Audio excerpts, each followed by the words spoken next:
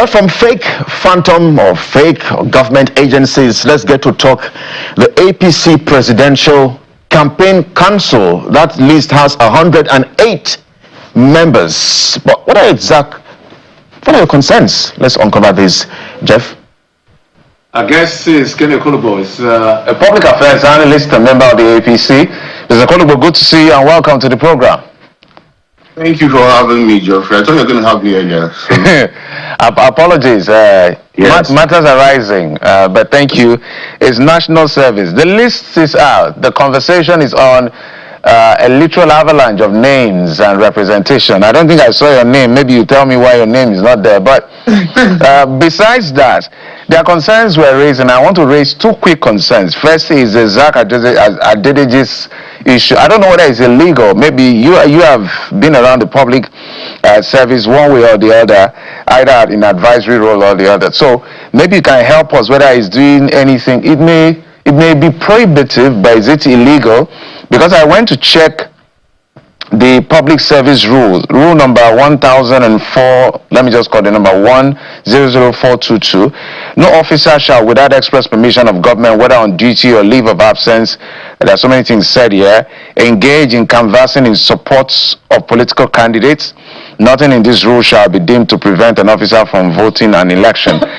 Indicates publicly his support of an opposition to any party, candidate, or policy. So it looks like this is against civil service rule. Whether it binds people like Zach or not, we do not know. That's on one leg, because even besides Zach Adedeji, you will see agencies of government going out to support the government that employ them, and it's very funny in Nigeria. So the second part is the persons we're now seeing on the list. I didn't know that because it's a long list. Better I do, the former Minister of Humanitarian Affairs, is on that list. And she still has issues hanging around her head. The EFCC at least has not cleared her, so we don't know whether she's guilty or not guilty. Maybe you can omnibus this besides your general comment on the list. Well, let me just say that there's no way you can have everybody on a presidential campaign council. That's certainly a point you must know. Having served in a presidential campaign council before, yes, it's a thing of pride if you're a member of a political party and you're recognized and you become a member of a presidential campaign council. But if you notice, 108 people are on that list, and a lot of people have also complained that 108 people are a lot. But looking at what you have said, Zach Adedeji is a politician. He's never denied the fact that he's a card-carrying member of the APC. Yes, he can be the chairman of the Nigerian tax board, so to say, but that doesn't stop him from playing politics. It's just like ministers. For you to be a minister, the qualification says that you must be qualified to be able to contest for the House of Reps. And for you to be qualified to be able to contest for the House of Reps, your minimum qualification is school certificate, and you must also be a card-carrying member of a political party. And you don't expect that the president will appoint people who are not card-carrying members of the APC as his ministers. Some will say that, look, it will overburden them because it's going to tell on their job. That is why a lot of ministers are discouraged to be brought in on the campaign council. Some can also, play advisory role. If you look at it, so to say, if I remember when the presidential campaign council, Tafida was the DG, and Urube did most of the work, and it didn't stop him from performing what he was, his performance at our 2011 elections, and I think that's the only elections that Goodluck Jonathan won. So it depends on the perspective you are going to look at it. But there is no campaign council list you're going to bring, Geoffrey, that there will not be complaints. There will certainly be complaints. And that is exactly what it is. So what the Director General has to do, which is the former Governor Yari, is to come to more people and also look for people who can play some more important role. A lot is on his shoulders. And I think he has the capacity to be able to carry on this job, especially being from the Northwest. And having seen that the President lost the Northwest to the former Vice President Atiku Abubakar, but did quite well. He won Zamfara. He got about 288,000 votes, if I remember, to Atiku's 193,000 votes in Zamfara. But he lost Kaduna, he lost Katsina. Those are very vital states in this campaign as moving forward. So if you look at it, I think in all generality, the list was quite, we had square pegs in square holes. If you ask me in some other areas, I can talk about it, but it was not one that people will not certainly talk about. Mr. Okolugbo, if you're saying that Mr. Zak Adeliji had never denied being a politician, does that preclude Nigerians from asking critical questions about how an NIS boss should also be providing funding functions for a campaign in 2027 where Nigeria has serious public finance concerns? And, add to that the presence of active government officials. The governor of Imo State, the minister of solid minerals, the minister of trade is also on that list. The Zamfara senator, which is from a state that is, seriously charged with issues of security and poverty. So respond to those concerns as far as those names are concerned. First, the boss, NIS boss, and, his funding functions for that campaign. Certainly, Nigerians have a right to ask. If you say Nigerians don't have a right to ask, that means you're just trying to shut people up. Yes, in terms of funding, INEC has a job to monitor where funds are being raised. We don't expect that he should be using public funds. No matter what, he should dip his hands into the tilt and start using it for the campaign. There should be checks and balances, which I expect in our tax returns that he's managing. And so, it's a sweeping statement when people just give the impression that, he's going to now have to dip his hand into the till because he's been appointed in that capacity. The president has worked with him. He's also worked with him before now. In fact, the truth about it is that if you had asked me, maybe you would have gotten somebody who would have been able to have a better reach in that capacity. But the president has his reasons for appointing him. Sometimes when you are going to run a campaign, you also have to use your trusted aides. It's very important. I have only just joined the APC. If you want to know, this is the first elections I'm going to be having to join in campaigning for the APC, and I dare say that we'll watch and see how it's going to be run. But I don't think I think it is too early for those concerns. Then for the DG is from Zamfara. He was not only a former governor of Zamfara, he was the chairman of the Nigerian Governors Forum. He's a serving senator. And again, he's also on the ballot. Some will say, he shouldn't go the way of Senator Lalong that lost Plateau by a very wide margin to Peter Obi, and yet he was the DG. But I think this time around, this DG is not one that is going to sit down.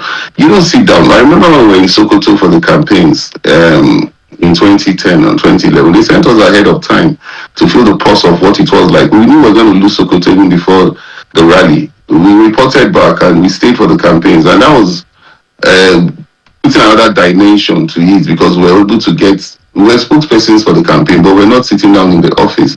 I remember very well that Christian Piofoy chose to speak to me in Sokoto rather than Imani Boro because he said he wanted to hear a different perspective. Even though of course, I was grandstanding in that interview, but the intelligence we had, and true to it, the campaign now sat up, and Jonathan was able to make 309,000 votes as against Buhari's 540. It would have been a disaster if some of those intelligence reports didn't come. So in a presidential campaign council, everybody has one role or the other to play.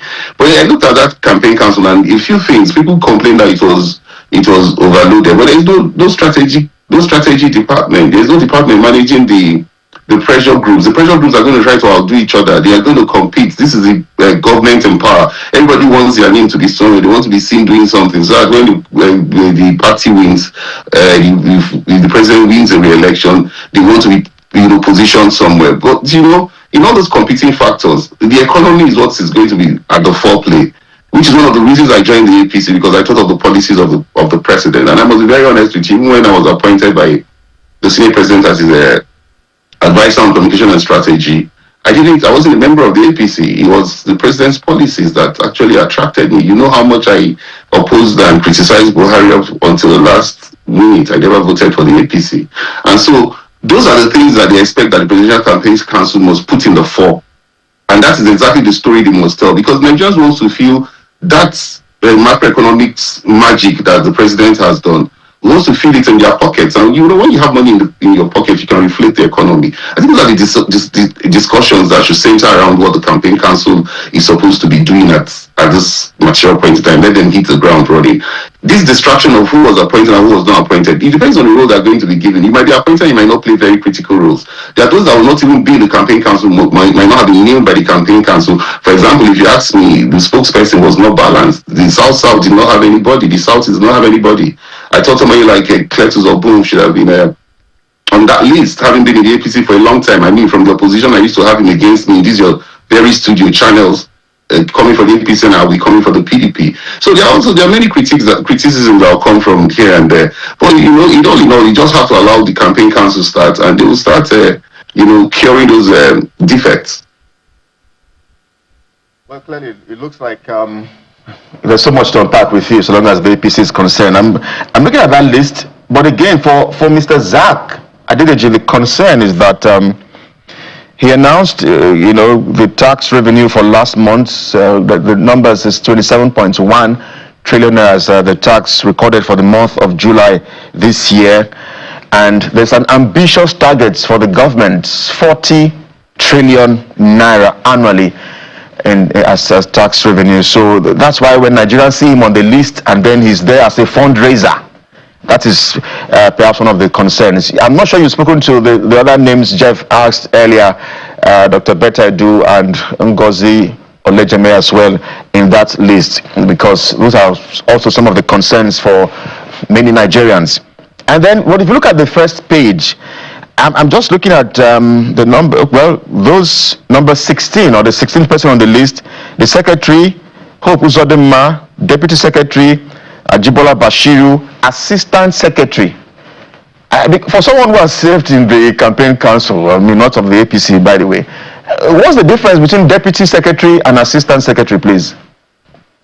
Yeah, because the assistant secretary will be deployed to some other areas of service. The campaign council, you remember that we're dealing with 36 states. I just give you an example of what we had to do when we had to go all the way. I've never been to Sokoto. That was the only time I went to Sokoto, and I've not been to Sokoto since after then. So there's so many areas that the campaign will have to cover, because if you're looking at it, there's going to be a situation room. People are not going to sit in a situation room and be drinking coffee and be speaking King's English. Such times we're not allowed such luxuries. And this campaign council is one that did not have to go through anything in primaries. The president was returned unopposed. In our own case, we had to go through primaries. I remember I was the agent of Jonathan for Delta State. I remember what my DG told me then, even as we're fighting Atiku Abubakar on the war of zoning and all that. So there's a lot you will not understand if you're not in a campaign council. So I don't think those positions they have put is even enough. They need to corrupt more people. But you see, it's just the beauty of the fact that you have been named as a member of the campaign council. On Betta Edu and Olujime, they have not been found guilty by any court of law. They've not been, convicted. Let's at least just allow them.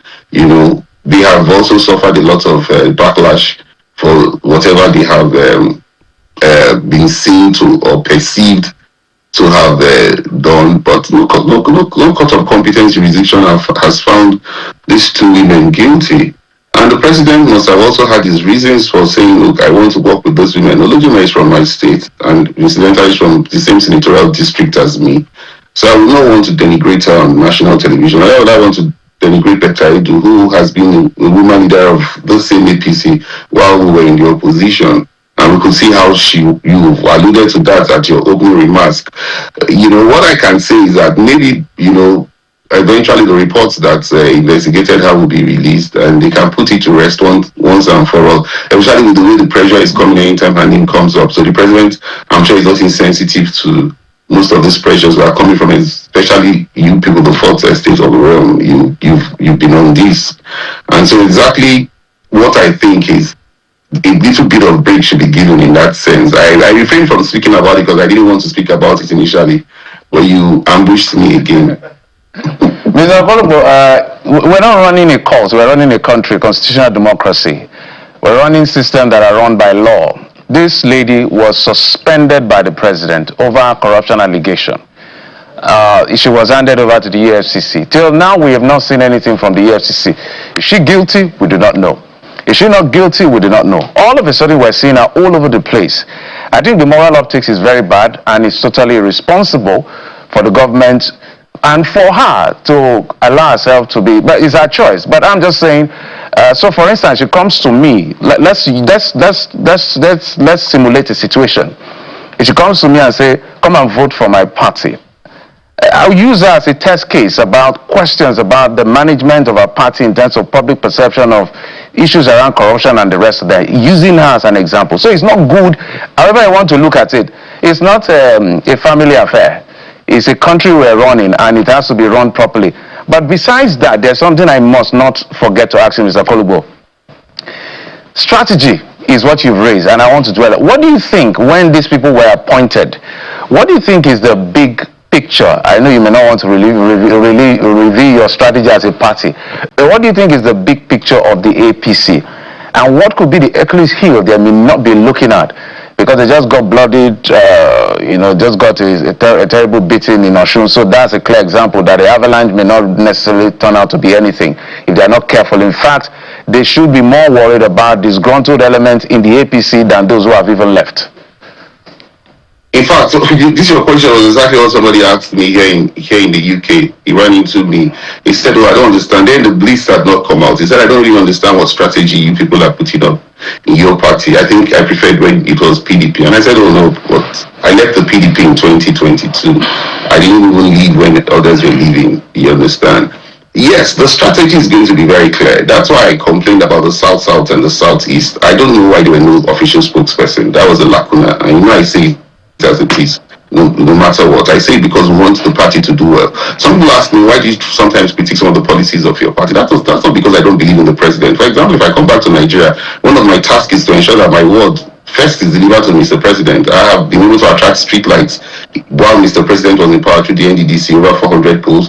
I've been able to attract a brand new transformer that has just been installed, over 500 kVA. There is still a pavilion that is worth 1.6 billion that's about to be built. There are roads that used to lead to Abraka from my community, Ubiaruku, that I've been able to attract. So I don't see any reason why my ward, for example, would not vote overwhelmingly for the president. But you see, I'll also tell you that even in Delta, for example, it is not a tea party. I speak to my governor. There are certain things, like you said, I will not reveal. My governor has that passion to ensure that Mr. President's win. But I'll tell you openly that my governor's election is signed, sealed, and delivered. But I will not tell you that the president's own is signed, sealed, and delivered. Maybe he might not want me to make such a statement. That's why he's working very hard. But my governor is going to work hard 100%. But I will never tell you that, because the sentiments of it all being in Delta, it's huge. And you see, my problem here is that if you look at Oyo, we got 449,000 votes. Then I was not in the APC. That was mainly delivered by Seyi Makinde. And Atiku got about 182,000 votes. Seyi Makinde has now come into APM, meaning that Seyi Makinde is going to eat deep into the president's vote. If you go to Bauchi, the Bauchi governor is going to eat deep into the president's vote. Then Atiku's mother is from Bauchi. I'm not going to be stupid to think that Atiku is not going to take a lot of votes in Bauchi. Those are two states that are clearly going to be problematic. Then if you look at the South and the Southeast, remember it was only Rivers State we won out of the 11 states that you have in the South and the Southeast. In some states, it's also bad that the president did not even make 10%. And so I will not beat my chest when some people come and say, "Oh, this governor has joined, he's going to deliver 100%. That's a big lie. It's strategy that does not work. You know, I'm a strategist. So we must be able to tell ourselves that we have work to do in the South and in the Southeast.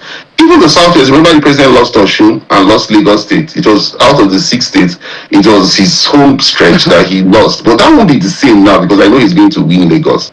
But by what margin is what we are asking ourselves. Even in the South and in the Southeast, even the Edo states that you are talking about, we know that Edo state, look, mark my words and quote me later. I mean, this is a live program.